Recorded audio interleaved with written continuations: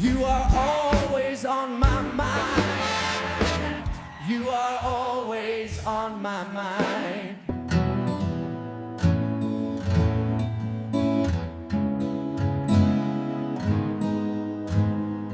You are the reason why my life is complete.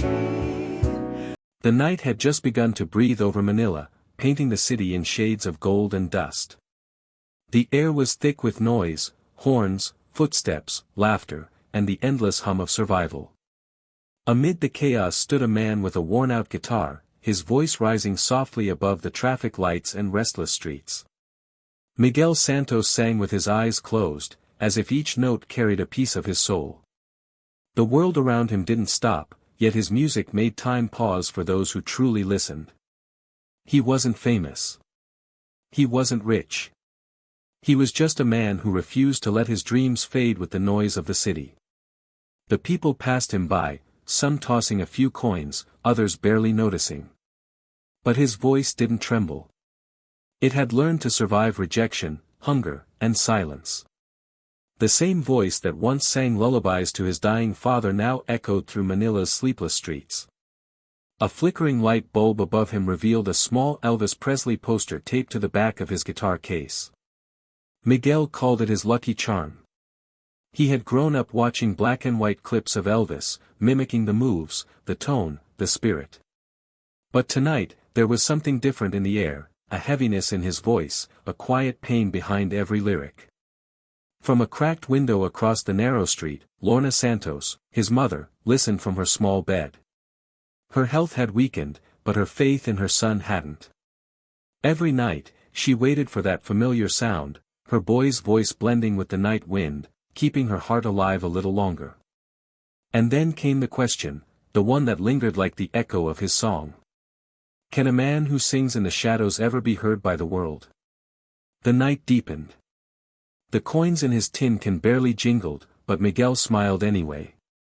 In his heart, he carried something priceless, a voice that refused to die. No one knew that the man singing beneath the neon lights of Manila would soon stand before millions. And shake the world with a song that would bring the king back to life. Days turned into weeks, and the streets of Manila continued to carry Miguel's voice like a whispered prayer. He sang not for fame, but to feel alive, to remind himself that dreams still mattered, even when life forgot them. One humid afternoon, as the sun dipped behind the city's tangled wires, a stranger filmed Miguel singing, "Suspicious Minds." The voice was raw, soulful, aching with emotion. The clip spread across the internet like wildfire, crossing borders, crossing hearts. Within days, comments flooded in from people around the world, calling him, the Filipino Elvis. Miguel didn't believe it at first. Viral videos came and went. But then came the message, an official invitation from America's Got Talent. His heart stopped for a moment. The same stage he had watched all his life, the same judges he admired, were now calling his name. The nights that followed were restless. He sat beside his mother's bed, holding her hand as she smiled through her weakness. She whispered encouragement through her eyes, telling him to go, to chase what his father never could. The flight to America felt unreal. Miguel had never left the Philippines. The roar of the airplane engines felt like the heartbeat of a new beginning, a beginning born from struggle, pain, and a lifetime of holding on. As the plane cut through the clouds, Miguel stared out the window. Below him, the islands faded into blue, but his heart stayed anchored in Manila, with his mother, his guitar, and the street corner that raised him. Flashbacks filled his mind, the nights his father played the radio, the moments he fell asleep listening to Elvis, the days he dreamed of stages bigger than the sky. His dream had waited 30 years for this moment. He arrived in Los Angeles with a single suitcase and a voice that carried decades of hope. Yet beneath that hope lay fear, the fear of not being enough, of being forgotten again. But somewhere inside him, a quiet fire burned. A voice whispered through memory and music. "This is your time, Miguel. Sing, not to be heard, but to heal." The dream had begun its journey, and the world was about to listen. The day of the audition arrived with a stillness that felt almost sacred. The massive AGT auditorium stood like a cathedral of dreams, its lights blinding, its silence loud enough to make hearts tremble. Backstage, contestants whispered prayers, clutched hands, and stared at the golden stage that had changed so many lives before. Among them stood Miguel Santos, dressed simply in a faded black jacket and worn shoes. His old guitar hung from his shoulder, the same one he had played on the streets of Manila, now polished by hope. His fingers trembled as he held it, tracing the small photo of his mother taped near the strings. When his name was called, the moment felt unreal. The stage opened before him like a universe made of light. The crowd stretched endlessly, faces blurred by distance, cameras blinking like stars. He took a deep breath, the kind that carried every dream, every scar, every song his father once sang. The music began, soft, familiar, timeless. The opening chords of "Can't Help Falling in Love" filled the air. And then, he sang. The first note floated like a secret, tender, trembling, alive.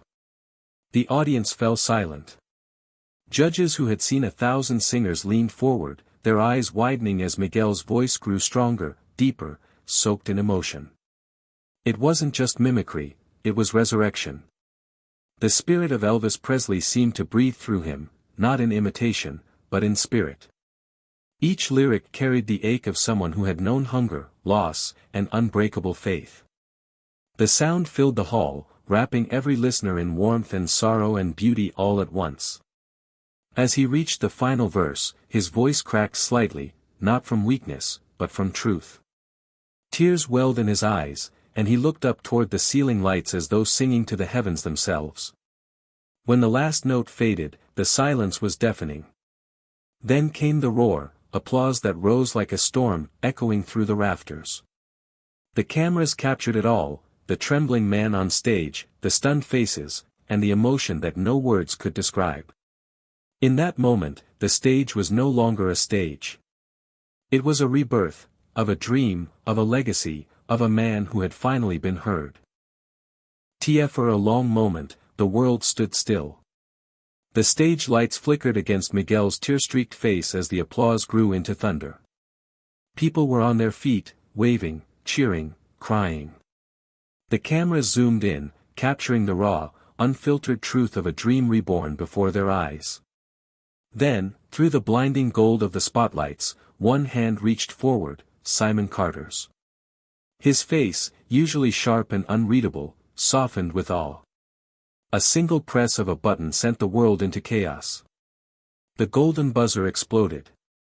Golden confetti rained down like a storm of stars, swirling around Miguel as he sank to his knees. He looked up, hands trembling, his heart unable to hold the weight of the moment.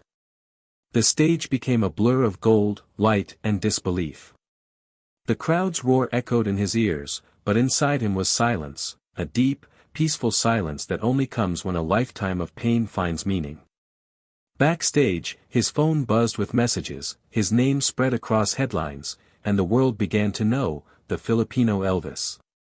But amid all the celebration, Miguel's thoughts drifted across oceans, to a small window in Manila, where his mother would be watching from her bed, waiting for his voice to reach her one more time. That night, he called home.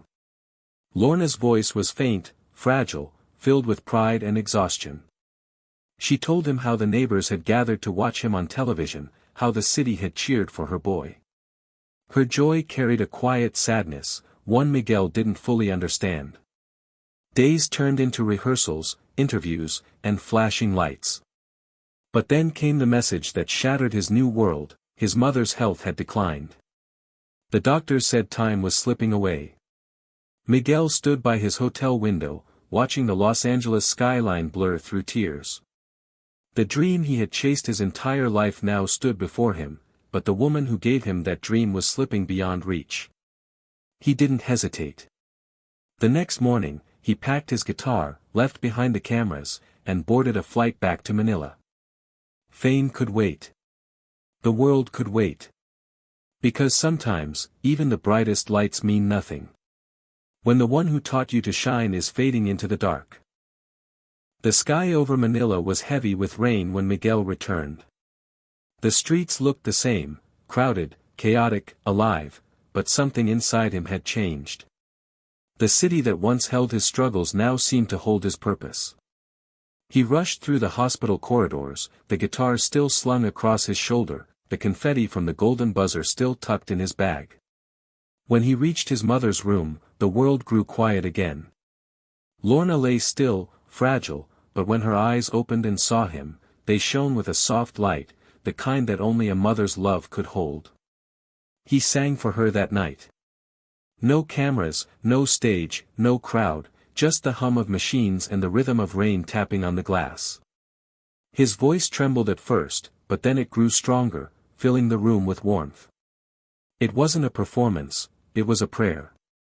A son singing to the heart that had carried him through every storm. Weeks passed, and though her body weakened, her spirit stayed. One morning, she asked him to return to America for the AGT finale, not as a contestant, but as a guest performer. She wanted the world to see what love could sound like. When Miguel stepped back on that grand stage months later, the lights didn't scare him anymore. He wasn't chasing a dream now, he was living his mother's. The moment the first note left his lips, the audience felt something shift. His voice carried the weight of distance, loss, and undying love. In Manila, nurses wheeled Lorna's bed near the hospital television. She smiled faintly as her son appeared, golden light surrounding him. When he sang the final words, her eyes filled with tears, proud, peaceful, complete. As the song ended, the crowd rose again, but Miguel didn't look for applause. He looked upward, whispering a silent thank you. After the show, he placed a small gold Elvis pin on his mother's bedside table, beside her photo. It wasn't a trophy, but something greater, a symbol of the dream they built together. The world would remember him as the Filipino Elvis, the man who brought back the king. But Miguel knew the truth, the real rebirth wasn't of Elvis.